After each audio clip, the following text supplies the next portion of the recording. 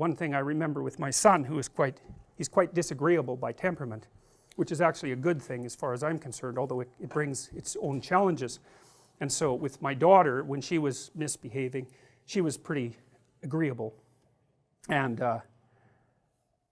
you know, if she was misbehaving, I could basically just look at her and then she'd quit, you know. But my son, it was like, that was just nothing. You're looking at me? It's like, no, that's just not going to go anywhere, man. And so then I'd like tell him to stop, and that really wasn't having much of an effect either. He'd just sort of maybe laugh or run away or whatever. I mean, he was a tough little rat. And you know, what I would do with him is he would be doing something and I'd interfere and he'd get upset and, you know, angry, and so then I'd get him to sit on the steps, and I told him, and this is when he was about 2, I said, look, you're going to sit on the steps, that's time out, you're going to sit on the steps until you've got control of yourself and you can come back and play the family game again. I basically said, be a civilized human being and then you're welcome again. And so he'd sit on the steps. It was so interesting to watch because he was just enraged. He'd sit there, like, have you ever seen a 2-year-old have a temper tantrum? It's really quite the bloody phenomena. If you ever saw an adult do that, you'd call 911 right away. It's like, oh my God. And I've seen adults do that, you know, because people say with borderline personality disorder will have temper tantrums, and it's like, man, you want to be about 30 feet away from that person, that's for sure. It's really, but in kids it's like, well, first of all, they're only this long, so how much trouble can they really cause? But it's like, you know, they're just completely gone. They're like on the floor, their face is red, they're just furious, like way more furious than you ever get if you're even vaguely socialized. They're just outraged, and they're kicking and hitting the ground, and like, it's like a little epileptic fit of anger, you know. They're completely controlled by their rage. And we took care of one kid for a while who, he was actually a pushover, that kid. You could get him to behave by, you know, kind of shaking your finger at him, but his mother thought he was really tough because he had her figured out. And one of the things he would do is have a temper tantrum, and during the temper tantrum he would hold his bloody breath until he turned blue. It's like, try that, like, you know, that's your homework. Go home and have a temper tantrum, and while you're doing it, hold your breath until you actually turn blue. It's like, you won't be able to do it. You don't have the willpower of a 2-year-old, that's for sure. That little varmint, man, he'd just have a fit, then he'd hold his breath, and then he'd turn blue. It was like, wow, that's amazing. And we would just like let him do it, and you know, he'd turn blue and everybody would be gone and he'd come out of it, you know, and it didn't work, so he just quit doing it. I think he did it like twice, and he figured out, oh well, that's a lot of work for very little outcome. And you know, it's not like 2-year-olds are stupid. They're not stupid. They're probably smarter than you, but they're not civilized by any stretch of the imagination. And so anyways, back to my son, I'd put him on the steps and he'd be like, just like enraged and trying to get himself together, you know. And I'd wait a few, I got a strict rule, which was, as soon as you're done, you're welcome again. So it's completely under your control. You get yourself calmed down, you come and talk to me again. If you're calm enough so I like you, then you're welcome back in the family. No grudge, nothing. And so it's harder than you think. Like, people think they like their kids. It's like, don't be thinking that. They're hard to like. They're little monsters, and they're very, very pushy and provocative. And so lots of parents do not like their children, and they do terrible things to them their whole life. So it's no joke, and it's very common. And you know, that was Freud's observation, fundamental observation, that a lot of psychopathology is rooted in the family, and you can be sure of that. You know, and when you hear about some mother who's done something terrible to her child, which happens reasonably frequently, you know perfectly well that she has very terrible capacity to discipline. The child's just provoked her and provoked her and provoked her and provoked her and provoked her, and it just happens to be a day where her new boyfriend left and she's quite hungover and she got fired, and it's like, that's the wrong day to provoke her. And then she does something that is not good, and you read about it and you think, well, how could that happen? How could anyone do that? Well, that's how they do it. And so, and kids are very provocative, just like little chimps. Chimps will, the adolescents will like throw little pebbles and sticks at the sleeping larger males and bug them. And that teasing, which it is, that teasing turns into full-fledged dominance challenge behavior once the adolescent males get big enough to do it. And so when you're being provoked by a child, which they provoke you all the time, they're trying to figure out, well, just where are you exactly? What happens if I do this? What happens if I do this? You know, and how else are they going to figure it out?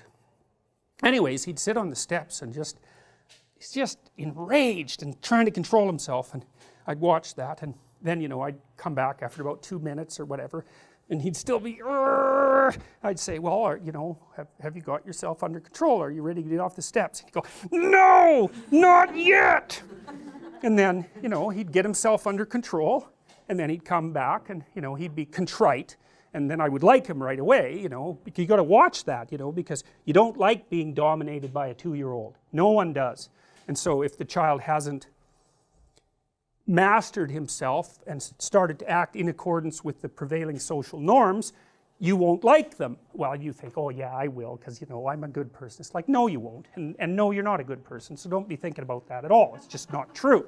So when he was contrite, then he'd come, and then, you know, we'd just go on like nothing had happened, because that's what you want to do, right? As soon as you get compliance, especially if the compliance is in the best interest of the child, you want to reward it instantly, right? That's the right thing to do, because so then, and you could just see him gaining control over himself. And so really what was happening is in his mind, in his brain, we'll say, there was a war between the psyche, the ego, that was starting to become integrated, you know, and starting to become a continuous person, an identity. And it's fragile in 2-year-olds, and it can be disrupted all the time, and it is. That's why they're so hyper emotional. It's fragile, that little ego, and it doesn't have a lot of power. And so what you want to do is reward it when it wins. You know, it's when he gets control over the underlying motivations, you want to say, hey, good work, man, good work, kid, you did it, you know, you got yourself under control, way to be. And the kid's really happy about that, because it's actually not that much fun to have a temper tantrum. It's exhausting, you know, it takes you over. Question? Yeah, can you give an example of what you would reward him with? Oh, just a pat on the head, or, you know, that's good, or like kind word, you know, or whatever. Notice it. Yeah, notice it, pay attention, that's it, pay attention. And that's it's a great thing to know with people, like in your relationships. Here's the key to a good relationship. It's not the only one, but watch your person carefully, carefully, carefully. And whenever they do something that you would like them to do more of, tell them that that was really good, and mean it. And it's not manipulative, because if it's manipulative, it won't work. It's like you have to say, wow, I'm so glad you did that, and you have to be precise.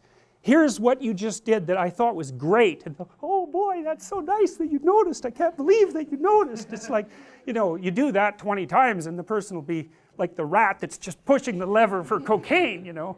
So, but no, I'm serious. Skinner established this. B.F. Skinner noticed this a long time ago. Reward is intensely useful in terms of modifying behavior, but the problem is that it's really hard to notice when things are going right, because you're kind of primed to notice when things are going wrong, and so you use threat and punishment more often as agents of shaping the people that you're around, because, you know, when everything's going right, it's like, what are you going to say? Everything's going right. It turns to zero. You just assume it, and that's not good. That's not good. You want to pay attention, and if your person, your children, your wife, your whoever, your mother, your sister, if you want to rectify your relationships with them, and I'm not saying to do this in a manipulative way, it won't work, but if they do something that's promoting harmony and peace and goodwill, it's like, attend to it, tell them that you noticed. It's like, it's so useful, and you have to get rid of your grudges and your resentment to do that, right? Because you're kind of mad at your sister, and then you notice she does something good, you think, there's no goddamn way I'm going to reward her for that, so you ignore her when she does something good. It's like, that's brilliant, that is, because then you've just punished her for doing what you want. And people do that with their kids all the time, you know, because they let the kids dominate them, then they get resentful, then the kid will run up to them to show them something that's kind of spectacular, and they're not happy. They're like, oh yeah, that's, you know, I'm working. You know, little kid is all sad about that, and he's just learned something. So, and it's not perhaps what you want him to learn. And so you have to keep your relationship with your children pristine, and that means that you can't hold a grudge or resent them, and that means that you have to help them learn how to behave so that you like them. And that way, if you like them and you're kind of sensible, and maybe your partner also likes them, so you know you got a consensus going there, there's a reasonable possibility that other people will actually like them too, including other children, and then the world will open up to them.